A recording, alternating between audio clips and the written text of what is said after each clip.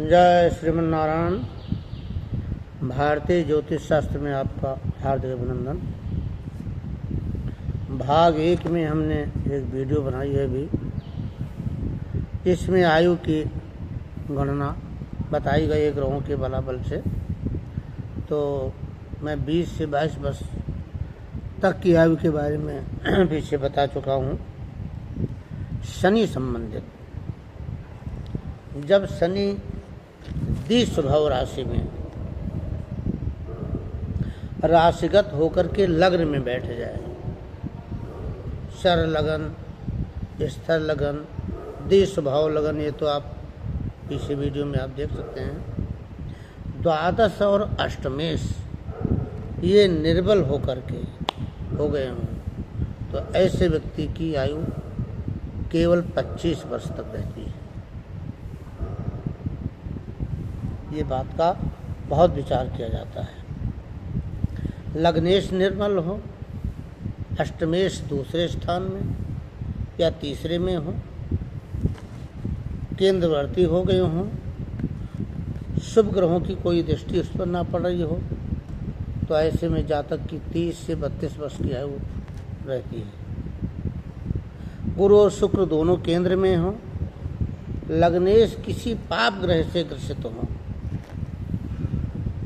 और उस पर राहु इत्यादि की भी आप ग्रहों की दृष्टि लगी हुई हो, तो इनकी आयु कहा गया है केवल 38 से 40 वर्ष के बीच की। ये आयु का विचार इस प्रकार ग्रहों से किया गया है। जब जन्म राशि पाप ग्रह में बैठा हो, अब अष्टम स्थान में हो, किसी पाप से, यानी जो केतु है, राहु है, मंगल है, ऐसे ग्रह छठे स्थान में हो, तो उस व्यक्ति की आयु केवल 45 साल की कही गई है।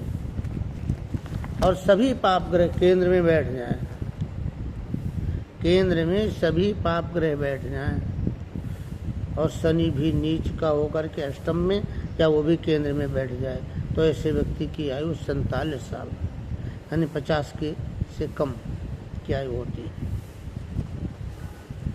अगर बुध चौथे या 10वें स्थान में हो, शनि अन्य ग्रहों के साथ उसमें स्थित हो, और चंद्रमा 8वां या 12वां स्थान में हो, शुक्र और गुरु उच्च के हों, द्वादशेश अष्टमेश उच्च के हों, तो ऐसे व्यक्ति की आयु 55 साल तक कही गई है। अब देखो, आयु का निर्णय करते हुए मैं आपको लास्ट में बात बताने वाला हूँ।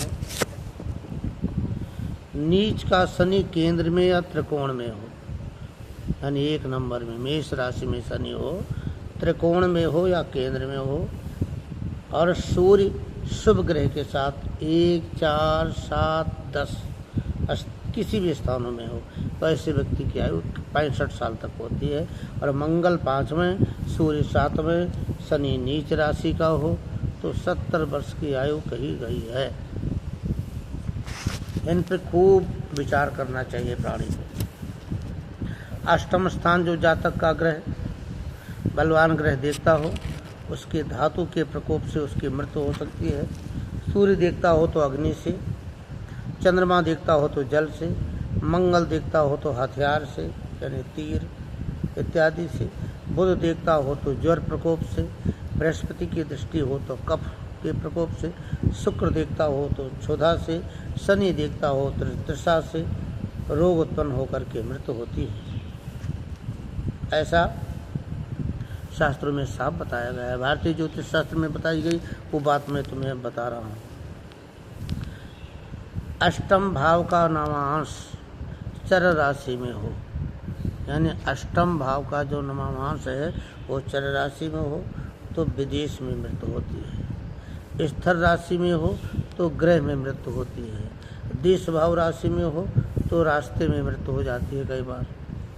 यदि सूर्य बलि सूर्यादि ग्रहों में अष्टम भाव से युक्त हों और शून्य ग्रह में मृत्यु उनकी होती है, यानी अष्टम भाव में ऐसे क्रूर ग्रह बैठे हों तो ऐसे घर में मृत्यु होती जहाँ उनका कोई व्यक्ति नहीं होता।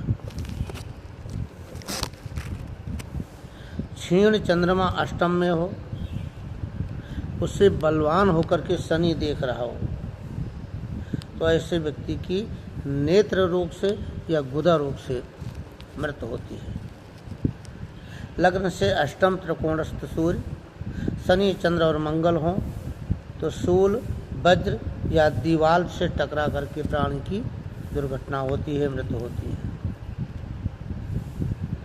कई बार लोगों के फ़ोन आते हैं सुन करके, तो इसलिए मैंने इस बात को बताया। हालांकि इससे कभी डरना नहीं चाहिए, भागना नहीं चाहिए। आजकल कई लोग फांसी लगा लेते हैं, ये घटना आपने देखने को पाया होगा। दसम भाव का स्वामी नवांशपति शनि से युक्त हो, 6, 8, 12 भाव में स्थिर हो तो जहर खा के प्राणी मरता है। और राहु या केतु से युक्त हो अगर यही ग्रह, तो व्यक्ति गले में फांसी लगा करके मृत्यु को प्राप्त होता है। मंगल, राहु और शनि से युक्त हो तो आग में जल करके मृत्यु होती है या पानी में डूब करके मृत्यु होती है। चंद्रमा या गुरु जलचर राशि में हो, अष्टम में स्थिर हो, पाप ग्रह द्वारा दृष्ट हो तो ऐसे व्यक्ति को क्षय रोग से मृत्यु होती है। अब मैं मृत्यु सूचक यहाँ की कुछ कुंडलियाँ हैं, उनको मैं ऐसे तो नहीं दिखा पाऊँगा, बट मैं आपको अपनी ग्रंथ में के द्वारा दिखाता हूँ। ये आप गौर करें, ये बनी हुई हैं, ये कुंडलियाँ मृत्यु सूचक हैं।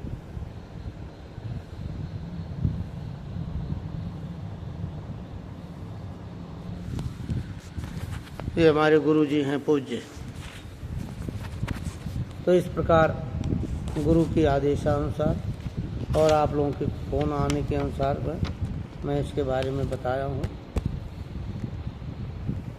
और बाकी हम अष्टम का द्वादश भाव में जो फल है, जिससे व्यक्ति किस प्रकार स्वभाव उसका हो जाता है, यानी अष्टमेश अगर द्वादश भाव में पहुँच जाए तो जातक दीर्घ रोगी, अशुभ कर्म में रत सदा रहता है, अल्पायु रहता है, शत्रुओं से युक्त रहते हैं और दुख प्राप्त करने वाले होते हैं।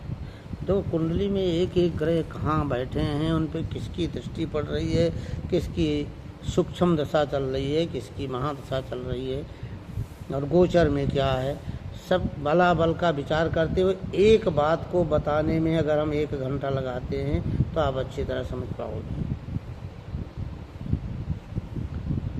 बाकी कोशिश मेरी यही है कि हम बहुत ही सरलता से इसको बताएं, आपको तक पहुंचाने की कोशिश करता हूं। और इनमें आपको सभी ग्रहों के बारे में, सभी अंतर्दशा महादशा के बारे में, आज मैं 70 वर्ष की उम्र कैसे प्राप्त करता है प्राणी और किस प्रकार ग्रहों के बैठने से मृत्यु होती है, यहाँ तक की बात बताया हूँ। अभी बहुत कुछ फलित करना है, तो हमें आप फॉलो भी करें, सब्सक्राइब करें, एक एक क्रम से हमारी वीडियो, ताकि आप देख सकें ज्योतिष आखिर ज्योतिष क्या है, इसके ऊपर भी हमने वीडियो बना रखी है, तो वहाँ से आप ले सकते हैं। बीच में लोगों के फ़ोन आ जाते हैं तो उसको भी ठीक करना पड़ता है।